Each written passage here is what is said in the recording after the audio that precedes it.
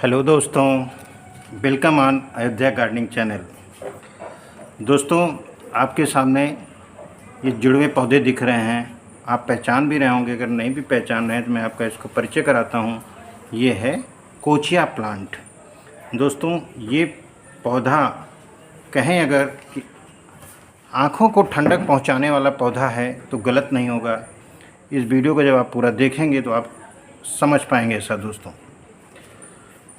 इस पौधे को लगाने का पूरा तरीका, मैनेजमेंट, खाद, पॉट का साइज और तो और सबसे बड़ी इम्पोर्टेंट बात कि इसको हम घना कैसे बनाएं और तो और इसको हम पोजीशन कैसे करें, कहाँ करें, किस सीज़न का प्लांट है, ये सब बातें आज इस वीडियो में डिस्कस होने वाली हैं।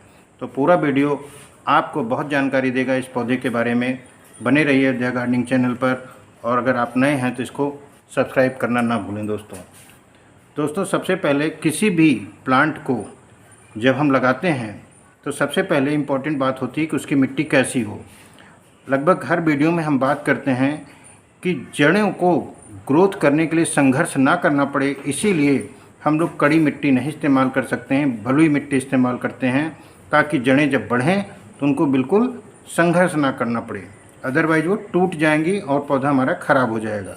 तो इसमें दोस्तों 1/3 बालू, 1/3 गार्डनिंग सॉयल और 1/3 गोबर की खाद, साथ में आधा चम्मच इसमें हमने एंटी फंगल भी मिलाया है जब लगाया इसको, और तो और इसमें 1 चम्मच लगभग हमने लकड़ी की राख भी डाली। दोस्तों, लकड़ी की राख के क्या फ़ायदे हैं ये हम एक सेपरेट वीडियो में डाल चुके हैं। आप प्लेलिस्ट के माध्यम से जब देखेंगे जा कर के पौधे की खाद वाले हेडर में, तो आपको उसमें जानकारी मिल जाएगी। दोस्तों, तो ये हुआ इसका सॉयल प्रिपरेशन का तरीका। जब बात सॉयल की कर रहे हैं तो इसी वक्त हम ये भी जान लें दोस्तों कि आइडियली इसको पौधे को हम किस साइज़ के गमले में लगाएं। दोस्तों, ये पौधा अगर हम बात करें किस साइज़ के पौधे में पॉट में लगाएं, तो ये सबसे पहले हम इसके जान लें कि इसकी ग्रोथ का जब ये पूरी तरह से डेवलप होता है तो उसका साइज़ होता क्या है। दोस्तों, ये लगभग 1.5 से 2 फीट जा सकता है और इसका डायमीटर भी लगभग 1 फीट के आसपास जा सकता है, यानी ऊंचाई में ऐसे 1.5-2 फीट आ सकता है और चौड़ाई में भी लगभग 1 फीट हो सकता है। कब? जब ये मिट्टी में लगाया जाए, ना कि पॉट में, यानी ज़मीन में लगाया जाए। लेकिन जब हम इसको पॉट में लगाते हैं तो साइज़ थोड़ा इसका कंप्रोमाइज़्ड हो जाता है, क्योंकि इसकी जड़ें थोड़ा सा गहरे तक जाती हैं। अगर पॉट में जड़ें को बढ़ने का, गहराई तक जाने का साधन नहीं मिलेगा तो पौधा भी आगे ऊपर नहीं जाएगा।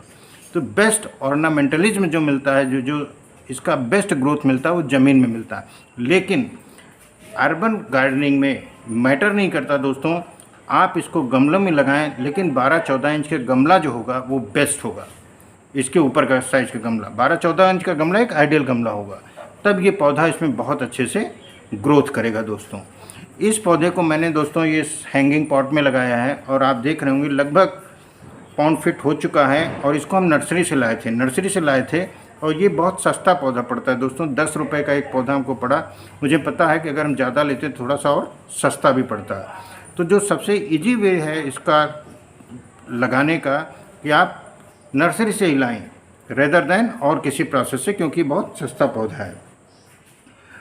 दोस्तों, ये पौधा गर्मी का पौधा है, यानी मार्च अप्रैल से शुरू होता है इसको बढ़िया ग्रोथ, और ये लगभग अक्टूबर तक चलती है, जब टेम्परेचर डाउनफॉल शुरू हो जाता है, एवरी वीक कह सकते हैं।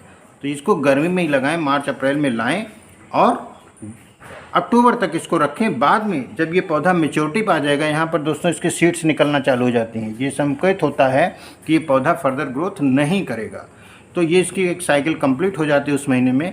तो ऐसे में हम लोग दोस्तों इस पौधे को हटा करके नया पौधा जो सर्दी वाला है फ्लावरिंग का, उसमें लगा सकते हैं। ये भी एक तरीका हो सकता है। दोस्तों, अब बात करें हम पानी की। ये पौधा दोस्तों चूँकि गर्मी के मौसम का पौधा है तो नेचुरली पानी भी ज़्यादा मांगेगा। पानी ज़्यादा मांगेगा, इसका 2 अर्थ होता है दोस्तों, यानी जब हम इसको गर्मी में पोजीशन करें, मतलब हीट में पोजीशन करेंगे, सनलाइट पोजीशन करेंगे, तो कुछ पानी तो इसका वेपराइज भी हो जाएगा और कुछ ये लेगा। तो ऐसे में थोड़ा पानी ज़्यादा मांगता है दोस्तों। ध्यान रहे कि गमला जब भी तैयार करें इसका ड्रेनेज बहुत अच्छा होना चाहिए दोस्तों, पानी इसमें रुकना नहीं चाहिए, ये चीज़ हमें ध्यान रखना है।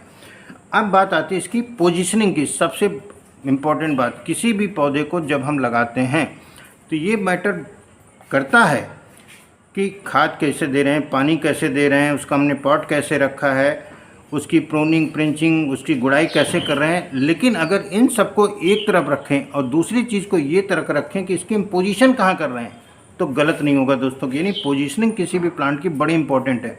कहने का मतलब है अगर हमने ये सब कुछ दे दिया इसको, लेकिन हमने वो नहीं दिया जहाँ पर ये बढ़ना चाहता है, जहाँ पर इसका नेचर मैच करता है, यानी धूप वाला पौधा है तो धूप में, ब्राइट लाइट वाला पौधा है तो ब्राइट लाइट में, अगर सनलाइट वाला पौधा है तो इंडोर प्लांट है तो इंडोर में। जैसे अगर स्नेक प्लांट को अगर आप धूप में रख देंगे तो वो पौधा ख़त्म हो जाएगा, उसमें पानी बहुत ज़्यादा डालते रहेंगे तो वो ख़त्म हो जाएगा, तुरंत ख़त्म हो जाएगा दोस्तों। उसी तरह पोजीशनिंग इस पौधे की होनी चाहिए। गर्मी के महीने में दोस्तों कम से कम 5 घंटे मिनिमम इसको डायरेक्ट सनलाइट चाहिए, 5 घंटे। अगर इससे कम मिलेगी तो थोड़ा सी ग्रोथ पे असर पड़ सकता है। हाँ, सुबह की घंटे 2 घंटे अगर देर से मिलना शुरू होता है तो कोई फ़र्क नहीं पड़ता। अब बात आते हैं दोस्तों इस पौधे का लगाने का उद्देश्य क्या होता है। ये दोस्तों पौधा, जैसा कि मैंने बताया कि आँखों को ठंडक देने वाला पौधा है, ये पर्पज़ जो लगाने का होता है ये कि ऑर्नामेंटलिज्म इसका बहुत इम्पोर्टेंट है। ये पौधा कभी भी हम 1-2 लगाएंगे तो इसकी सुंदरता उतनी नहीं समझ में आएगी दोस्तों, जब इसको हम 10-12 प्लांट लगाएंगे। इसको दोस्तों अभी मैं हाल ही में लगाया तो मैंने सोचा इसके बारे में आपसे बात करूं। आने वाले सीज़न में हम इसको 10-12 प्लांट को पौधे में लाइन से लगाएंगे, तब इसकी ब्यूटी निखर के आए होगी। आप समझ सकते हैं, आपने जहाँ कहीं अगर देखा भी होगा गार्डन वगैरह में, तभी मज़ा आता है, तभी इसकी सुंदरता निखर के आती है दोस्तों। अब ये पौधा जो है अपने जब आप लगा लेंगे तो इसको आप हफ्ते में 1 दिन 2 दिन ड्राइंग रूम में भी रख सकते हैं। कई सारे एक जगह रख करके अगर आपके पास स्पेस है तो आपके ड्राइंग रूम की भी सुंदरता बढ़ा सकता है। हाँ, बाकी रेगुलर इसको हम सनलाइट में ही रखेंगे दोस्तों। नीम ऑयल इस पर जैसे और पौधों पर हम लोग स्प्रे करते हैं, इस पर भी करते रहें, कोई फंगल अटैक ना पड़े।